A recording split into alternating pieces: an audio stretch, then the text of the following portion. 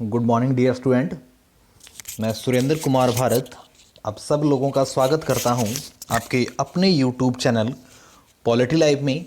और आज की इस वीडियो में हम डिस्कस करने वाले हैं क्लास 10th के ज्योग्राफी का lesson number first, that is resources and development, resource and development.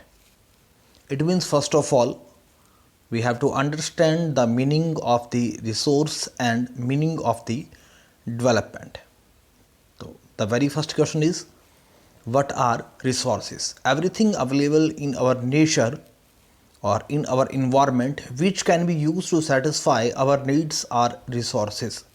It means जो भी चीज़ें, जो भी resources हमारी नीड्स को सेटिस्फाई करते हैं, हमारी नीड्स को फुलफ़िल करते हैं, उन सब चीज़ों को हम कंसीडर कर सकते हैं in the category of resources.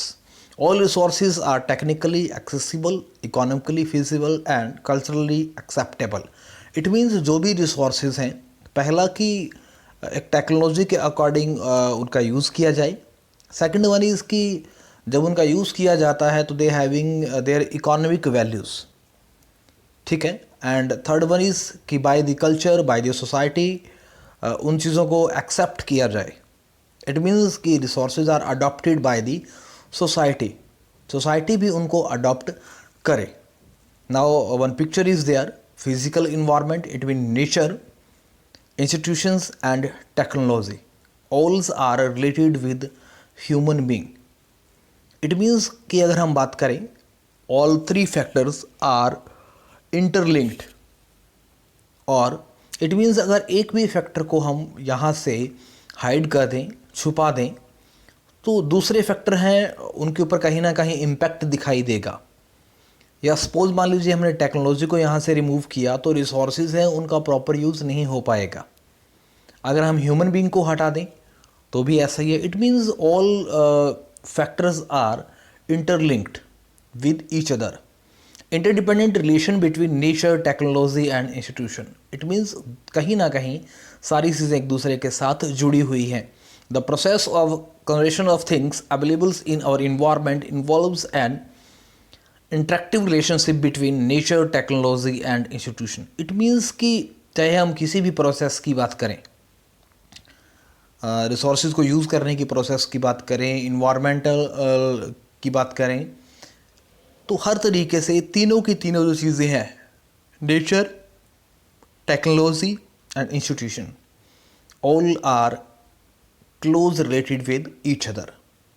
Human being interact with natures and with the help of the technology they create institutions to speed up their economic development. It means by the human being resources are used, resources will be used, resources use किए गए और किए जाएंगे। अब human being उसमें सहायता किसकी लेता है? टेक्नोलॉजी की। So human being can create, can develop the economic sector, the economic institutions. Humans as resources an essential component, कि ह्यूमन बीइंग है वो खुद एक essential component है, एक आवश्यक component है। कैसे? Do you think that resources are a free gift of nature as is assumed by many? बहुत सारे लोगों का ऐसा मानना है, ऐसा बिलीव किया जाता है कि जो भी रिसोर्सेज हैं वो फ्री हैं, नेचर के द्वारा उन्हें फ्री ऑफ गिफ्ट प्रोवाइड किया गया है ह्यूमन बीइंग के लिए। बट क्या रियल में ऐसा है? They are not. It means कि अगर हम बात करें क्या क्या रिसोर्सेज फ्री हैं, तो आई थिंक रिसोर्सेज फ्री नहीं हैं। क्यों? बिकॉज हमें बहुत सारी उसके ऊपर एक्टिविटीज़ करनी होती है, टेक्नोलॉजी अप्लाई करनी होती है, या अगर हम बात करें कुछ दूसरी चीज़ों की तो वो भी चीज़ें रहती हैं। Resources are the function of human activities. Human beings themselves are essential components of resources. They transform materials availables in our environment into resource and use them. अगर देखिए यहाँ से ह्यूमन बींग को हटा दिया जाए, बिल्कुल डिसअपियर कर दिया जाए, क्या टेक्नोलॉजी अपने आप रिसोर्सेज को कन्वर्ट कर देगी? नहीं। क्या इंस्टीट्यूशन अपने आप सेटअप हो पाएंगे? नहीं। इट मीन्स ह्यूमन रिसोर्सेज है वो अपने आप में एक की रोल प्ले करता है रिसोर्सेज को यूज़ करने को लेकर, रिसोर्सेज की ट्रांसफॉर्मेशन की प्रोसेस को लेकर। तो इट मीन्स ह्यूमन बीइंग खुद है वो खुद एक इम्पॉर्टेंट इंसेंशियल जो कंपोनेंट्स है वो है, या उसे कहा जा सकता है। बिकॉज रिसोर्सेज की ट्रांसफॉर्मेशन की बात करें, उसकी इकोनॉमिक वैल्यूज़ की बात करें, तो बाय द ह्यूमन बीइंग ही वो वैल्यू इंक्रीज होती है। Now we talk about the resources and their classification. Broadly, resources are classified into two categories. One is natural resources obtained from the nature, and human resources. It means by the human being जो चीज़ें बनाई जाती है, जो produce की जाती हैं, उन सबको हम क्या बोलेंगे? Human resources. Renewables, अब natural resources also classified in two categories. One is renewable and non renewable.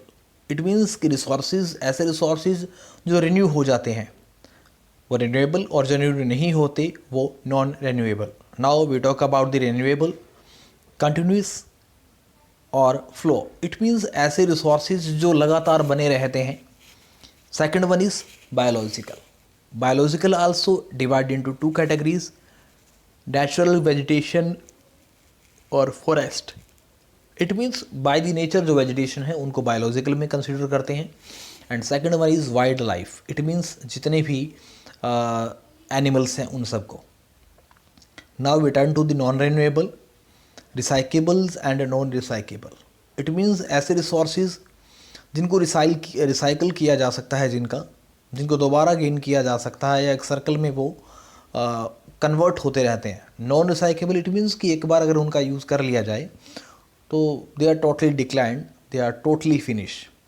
Now we talk about the human resources also divide into two categories, structure or institutions, quantity and quality. Now we talk about the all resources one by one. Resources can be classified in the following ways. Resources हैं उनको नीचे कुछ categories दी गई हैं, उनके according क्या किया गया और डिवाइड किया जाता है। और यही बहुत इम्पॉर्टेंट है। एवरी टाइम जब भी आपके फाइनल एग्ज़ाम होते हैं तो ये क्वेश्चन पक्का पूछा जाता है, यहाँ से क्वेश्चन ज़रूर निकलता है। First one is on the basis of origin, कि उत्पत्ति के आधार पे biotic and abiotic. On the basis of accessibility, it means कि रिसोर्सेज वो रिन्यूएबल है या नहीं है, उसको यूज़ करने के आधार पे। On the basis of ownership, स्वामित्व के आधार पे। Individual, community, national and international, ये 4 टाइप के हैं। On the basis of status of development, means विकास के आधार पे। Potential, developed, stock and reserves. तो इन 4 कैटेगरीज को हम पढ़ने वाले हैं अभी वन बाय वन करके। The very first one is on the basis of origin. It means उत्पत्ति के आधार पे। It is divide into 2 categories, one is biotic and second one is abiotic. Biotic, these resources are obtained from biospheres and have life. It means ये वो resources हैं जो हमें biosphere से मिलते हैं या जिनमें लाइफ होती है। For example human being, flora and fauna, यानी जो भी वनस्पति है, जो भी जीव जंतु हैं। Fisheries, life stock, it means animals या जो भी एक्वेटिक लाइफ है, उन सबको हम बायोटिक में कंसीडर करते हैं। एबायोटिक, अजैविक, अजैविक मतलब non living. All those things that are composed of non-living things are called abiotic resources. For example, rocks and metal. It means कि ऐसे resources जिनमें जीवन नहीं होता या जो नॉन लिविंग थिंग्स से प्रोड्यूस होते हैं, उन सबको हम कंसिडर करेंगे किसमें? एबायोटिक जो रिसोर्सेज है उसके अंदर, या अजैविक जो रिसोर्सेज है उसके अंदर। Now we turn to the one another on the basis of the accessibility. Renewable resources, the resources which can be renewed or reproduced by the physical, chemical or mechanical process are known as renewable. It means ऐसे resources जिनको किसी ना किसी तरीके से दोबारा पाया जा सकता है by the process of physical, by the process of chemical या by the process of mechanical. It means कि जो रिसोर्सेज होते हैं उनके ऊपर कोई ना कोई टेक्नोलॉजी यूज़ करके उनको दोबारा से रीगेन किया जा सकता है या ट्रांसफॉर्म किया जा सकता है उनका, तो उन्हें रेन्यूएबल रिसोर्सेज कहा जाता है। These resources can be use again and again. It means कि रिसोर्सेज जो भी हैं उनका बार बार प्रयोग हो सकता है। These resources are not get depleted with its use.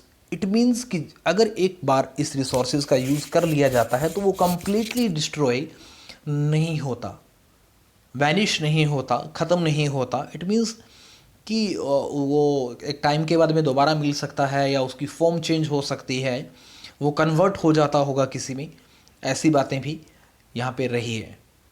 These are also known as replenishable resources और non conventional resources. It means इसे ना ख़त्म होने वाला रिसोर्सेज भी हम बोल सकते हैं। For example scholars, wind energy, water resources, forest and wild life. Means एक टाइम के बाद में इन सब चीज़ों को गेन किया जा सकता है। Then next one is on the basis of same non renewable resources. It means उनको रेन्यू नहीं किया जा सकता, एक बार यूज़ हो गए तो इट मीन्स वो टोटली ख़त्म हो जाएंगे। These acquire over a very long geological time. It means अगर एक बार इन रिसोर्सेज को यूज़ कर लिया जाए तो इन्हें वापस पाने की जो प्रक्रिया है या वापस गेन करने का जो टाइम होगा वो बहुत ज़्यादा होगा। इट मीन्स इनकी मेकिंग जो प्रोसेस होगी उसके अंदर मिलियंस ऑफ ईयर का टाइम लगेगा। Minerals and fossil fuels are example of such resources. It means कि जो भी फॉसिल फ्यूल्स हैं उनको अगर एक बार हम यूज़ कर लें तो वो टोटली ख़त्म हो जाते हैं, टोटली वैनिश हो जाते हैं, उनका डिक्लाइन हो जाता है और उन्हें दोबारा रीगेन करने के लिए, दोबारा रिन्यू करने के लिए बहुत लंबे टाइम की ज़रूरत पड़ती है। These resources take millions of year in their formation. It means उनकी फॉर्मेशन प्रोसेस बहुत लॉन्ग रहती है। सम ऑफ दीज रिसोर्सेज या some of the resources like metals are recyclables and some like fossil fuels cannot be recyclables and get exhausted with their use। कि कुछ resources को तो प्राप्त किया जा सकता है बट कुछ तो टोटली वैनिश हो जाते हैं या